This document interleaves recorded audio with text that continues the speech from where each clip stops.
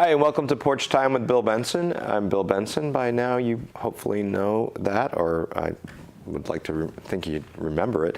And I have great musicians that come on the show with me, friends of mine, people that I've met along the way, people that I respect, and that I want to get to know better. And today I have Steve Dedman of Plywood Cowboy. And Steve is from East Haddam. Correct. And tell everybody out there a little bit about yourself. I'm Steve Dedman from Plywood Cowboy. No. We already did that. I grew up playing music. I took lessons when I was a kid on the piano, and I had my first recital when I was probably 13 or 14, and I got the music bug then, and I've been playing ever since. Yeah. I played background piano in a lot of restaurants and things in my teen years and into my 20s. Started playing in bands as a keyboard player for a lot of bands, rock bands and things like that. And picked up the guitar somewhere probably around, I think I got my first guitar when I was 13. And then I took some time off of music. About 5 years ago, I'd stopped playing and stopped going to the bars and hanging out. And just recently, at the end of 2015, I started this band, Plywood Cowboy, and started writing all original music. I had already had a whole bunch of songs that I've had since I was a kid, writing new music every week if I can, and built the band, built the brand, and now we're out playing and along for the ride. Nice, nice.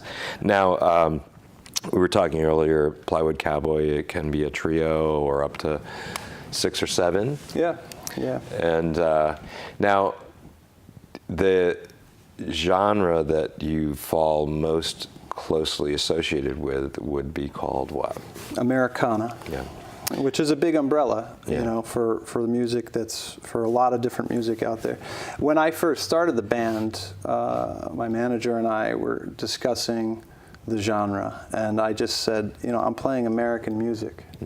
I grew up playing all different genres as a piano player: classical, pop, popular music, show tunes, things like that. My instructor was great. He always wanted us to be in different, having 3 or 4 different pieces going at once. Right. When it came to the guitar, Simon and Garfunkel and James Taylor, those 2 songbooks were the ones where I learned all my chords. Right. And they have these little pictures that show you where to put your fingers. Yep. So I stopped using them because I can't. My fingers couldn't go. So you know, my D is where my fingers could fit. You know, and then I learned the blues when I was really young. I have a good friend, Chris Michaels, who's a great musician, really great blues guitar player. So he taught me the blues in the sense of how to feel the blues and how to go about taking any song and changing it into a blues, or just how the blues works. And so that's one of the truest American forms of music. Yeah. And then country music has always been important to me. It's really kind of where I started with my father and his friend teaching me how to play the guitar with country songs. Yeah, my dad, huge country player. My stepdad, huge country player up in upstate New York. So the Lefty Frizzels and the Porter Wagners and the real Merle Haggards. And well, it's funny because when you listen to Merle Haggard or Willie Nelson, you want to listen to what they were listening to. Right. And they were listening to Lefty Frizzell. Yeah. Oh yeah. Absolutely. And Porter Wagner. Yep. You know, and that's what I do now. You know, if I like the band, well then I'm going to find out that the band, you know, who did the band listen to? Right. And it's really, that's where you get into American music. Yeah. You know, you go back and back and back into the 1920s and 1800s, late 1800s. So your primary instrument in a lot of ways is the piano. Yes. So I know you brought a melodica, but why don't you play a song on your guitar? Okay, sure. So let's see. This is a song, we released an album last summer called Channel 33, and this song is on it. It's called 2 Hours Past. The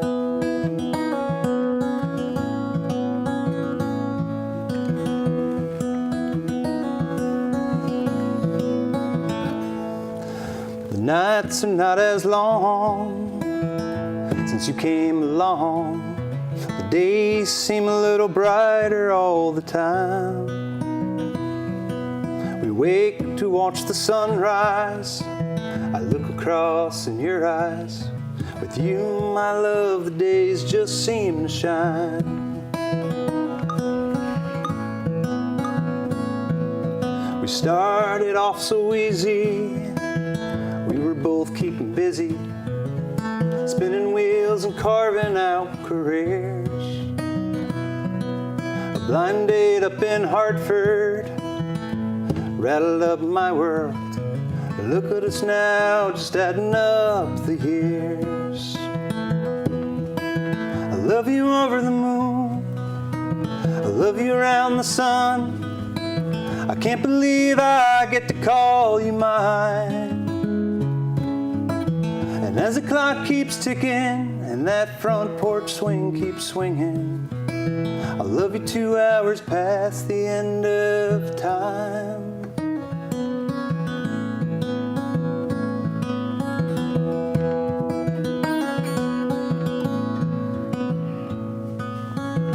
Always trying to make you smile. I've walked with you 100 miles. We've laughed and we've cried along the way.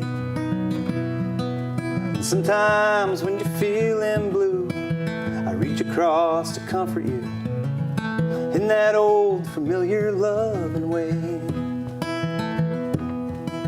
I love you over the moon, I love you around the sun.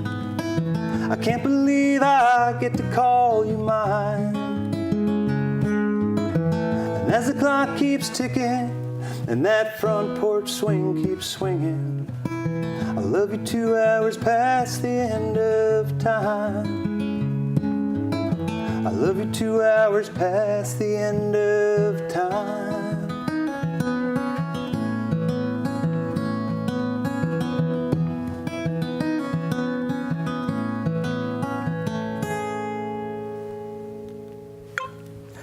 Beautiful.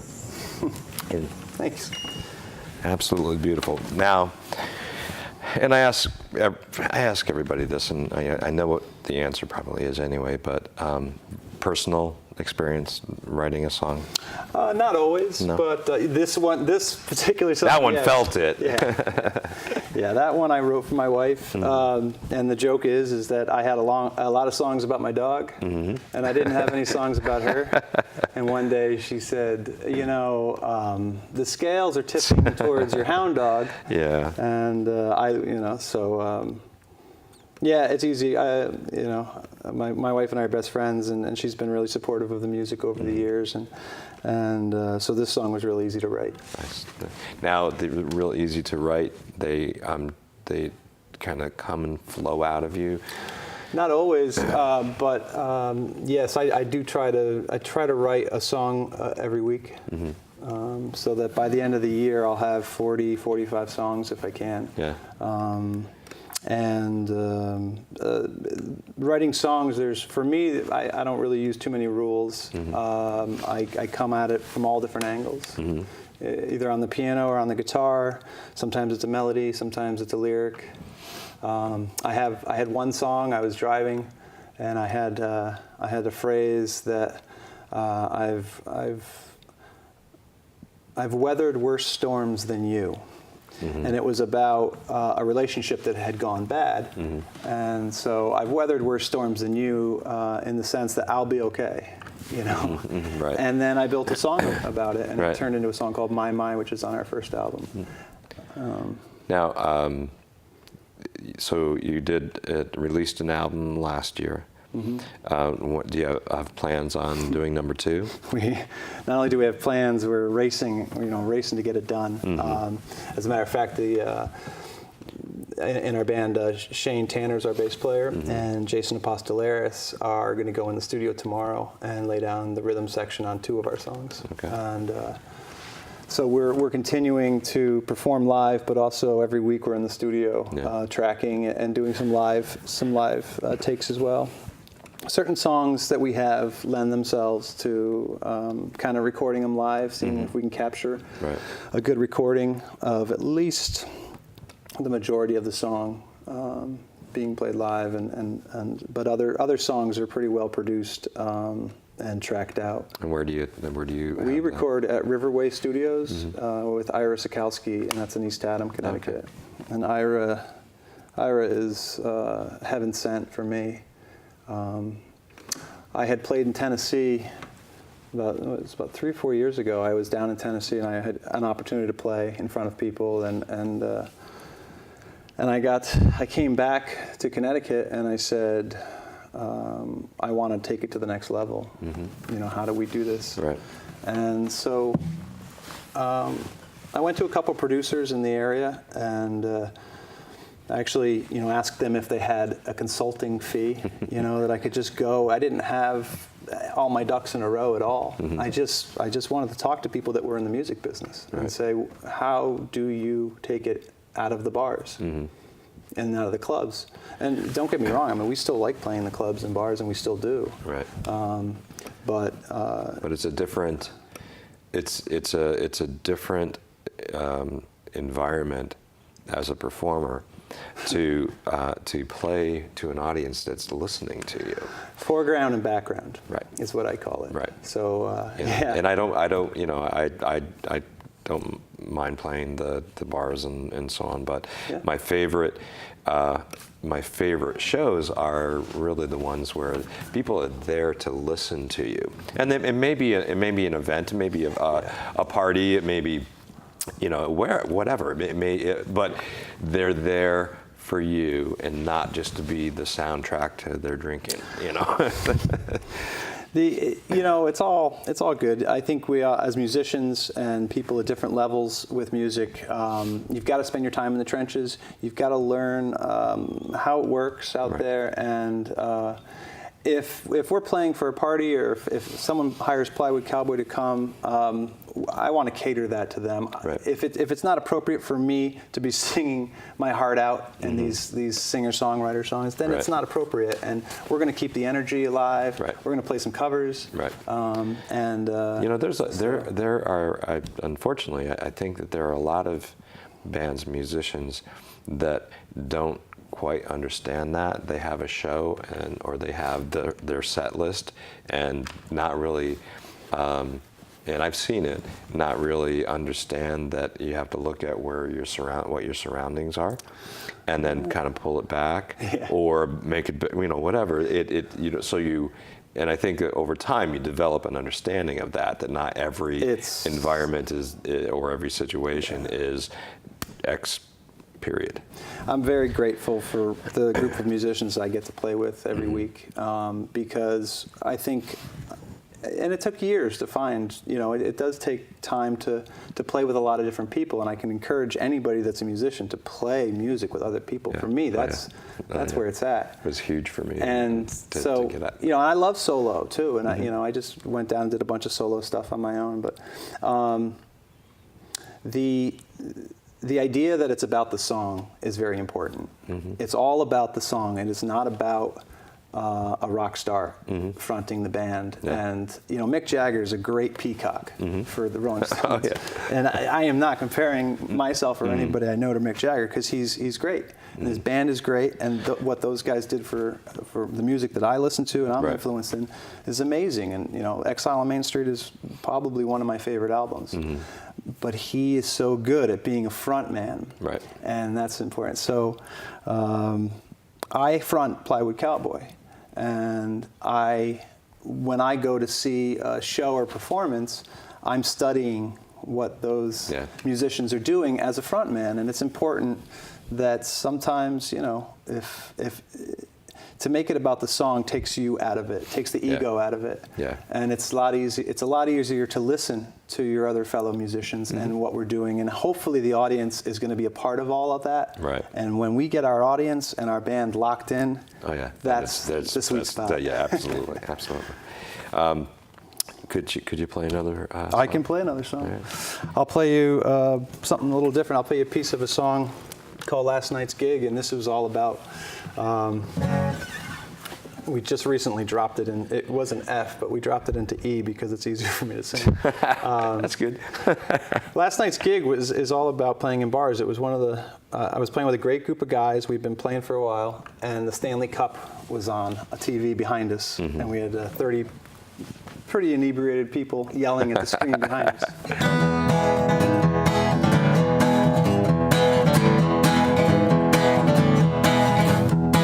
Last night's gig was a mess. It's partly my fault, I confess. Thin as hell crowd and the drums were too loud. Last night's gig was a mess. It's hard to get a paycheck when mama tried is a train wreck. Last night's gig was hell. I should have played less cowbell. Ooh, sing them harmonies. Ooh, sing them harmonies. Ooh, sing them harmonies. The bass and the keys were in a fight. They'd been drinking all night. Sometimes I felt just all alone. Well, that pedal steel, he showed up way too stoned. Ooh, ooh, sing them harmonies. Ooh, ooh, sing them harmonies. Ooh, ooh, sing them harmonies.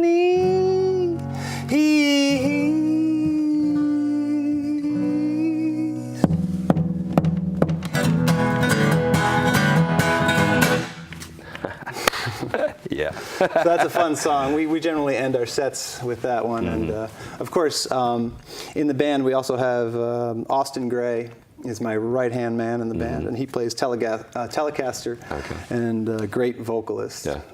I have a lot to learn from him. Nice. So he harmonizes with me great, and he can really just find the harmony right away. Yeah.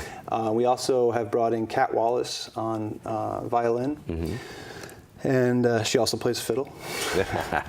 So Kat harmonizes, and she adds that beautiful female vocal that I'm always looking for, and just a great personality as well. Very professional, and an extremely talented player.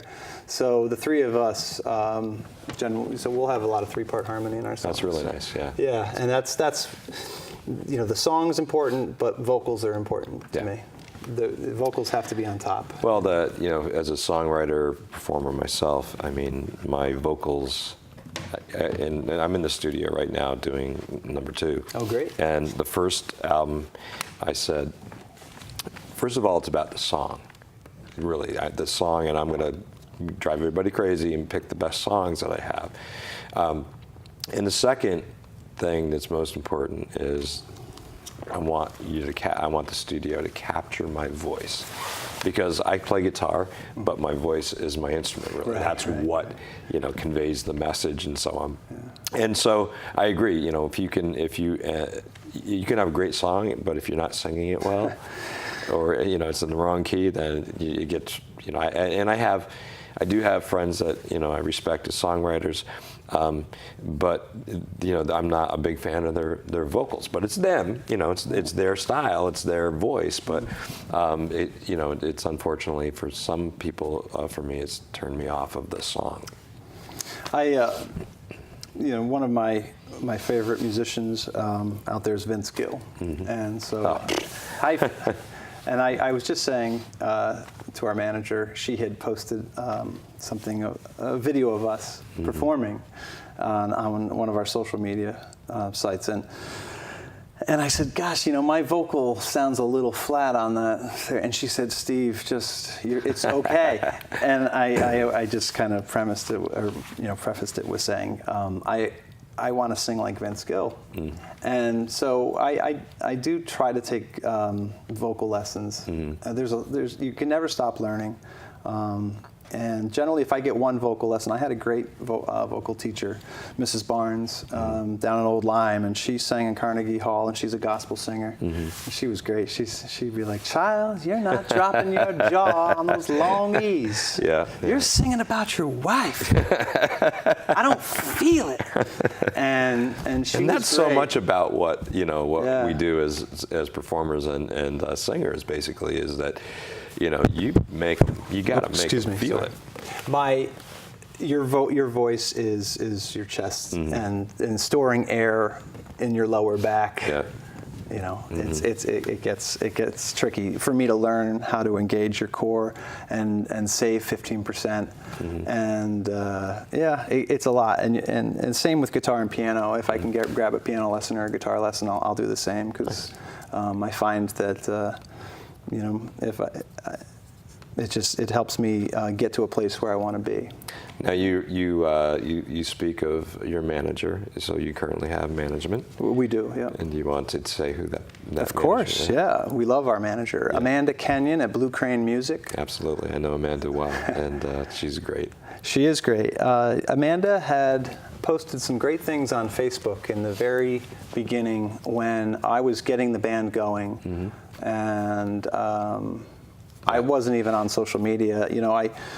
For many years, Bill, I was very private and very much in the woods of East Haddam, and I had to take care of some stuff that I was just, I was getting low, and so I started the band, and you have to come out. You have to come out of your shell if you're going to sing your music in front of people.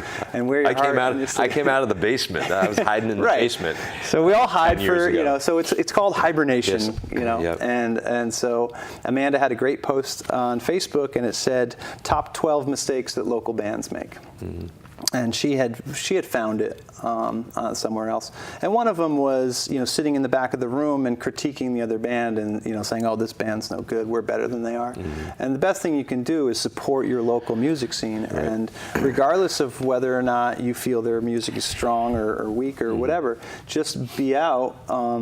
And I could see, I knew in my heart of hearts, I could see how that was a good thing, but at the same time, I really do enjoy listening to most of the music I listen to now are people that I know or am learning about that are local musicians in the Northeast. And that are great songwriters. That's one of the reasons why I'm doing this show is because, it gives me an opportunity to be up close and personal, if you will, with people that I've heard or want to know or, respect as musicians. And, it's a different environment to be in. No, your front porch is nice, but isn't it? And Amanda's great. I think she's helped us so much. She's helped, and she helped me in the early stages of the album and so on, and just a great person and someone great to know. So just building the social media, building the brand, having a CD release party. For instance, Plywood Cowboy, we're just about, I can share this with you, we're releasing a single this summer. We're releasing a music video that is going to go coincide with that single. Nice. And rather than just put it out onto iTunes and Amazon and things, Amanda has a whole plan and a strategy so that we can reach as many ears and hearts as possible. Absolutely. And that's the great side. It takes a lot of work. Yeah, that's the great side of a manager like her is that, you can be creative, you can be the music person. She understands the business aspect of it and what might work best and directs you. Yeah. And she yells at me. Yells at. I know that because I worked with her for a number of years. But it's not yelling. It's the she if you listen to her,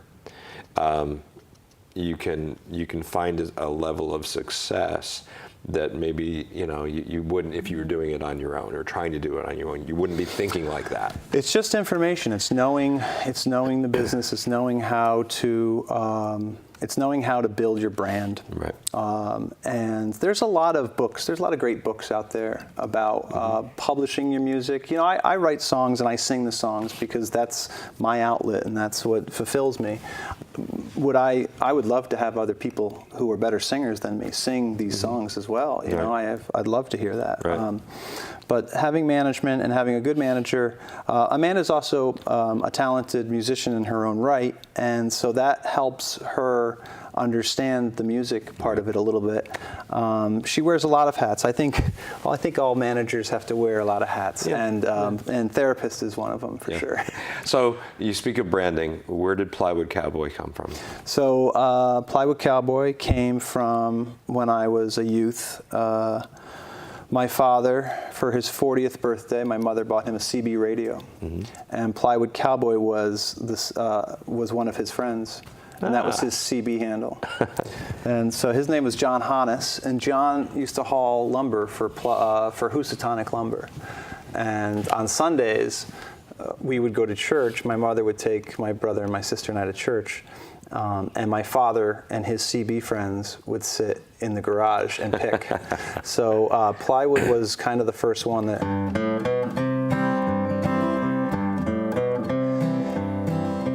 Every song that Plywood ever played sounded like that. So Chris Christopherson and John Prine, busted flat in Baton Rouge, waiting for the train. Pretty simple. And so this is what's referred to as a 1/5 bass thump, So.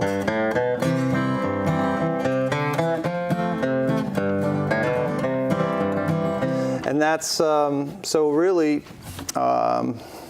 Plywood taught me how to get started with that sort of music.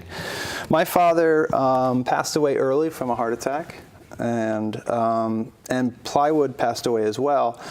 So that quite a few years back. So as I was getting more clarity in my life and seeing what was really important to me, Plywood Cowboy and my father, who was Captain Sunshine after a Neil Diamond song. Captain Sunshine.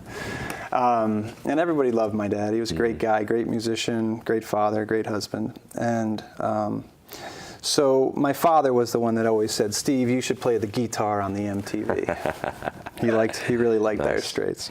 Well, I hate to cut you off, Steve, but we are running out of time on the porch. That's it goes by so fast. That's fine. And we have so much fun, and I appreciate it. So why don't you pick up your guitar and play us out? Sure. And thank you. Oh, thank you, Bill. It was a pleasure being here. This is a song called Silver Mountain, and I wrote this on Silver Mountain up in New Hampshire. And we'll tune a little bit.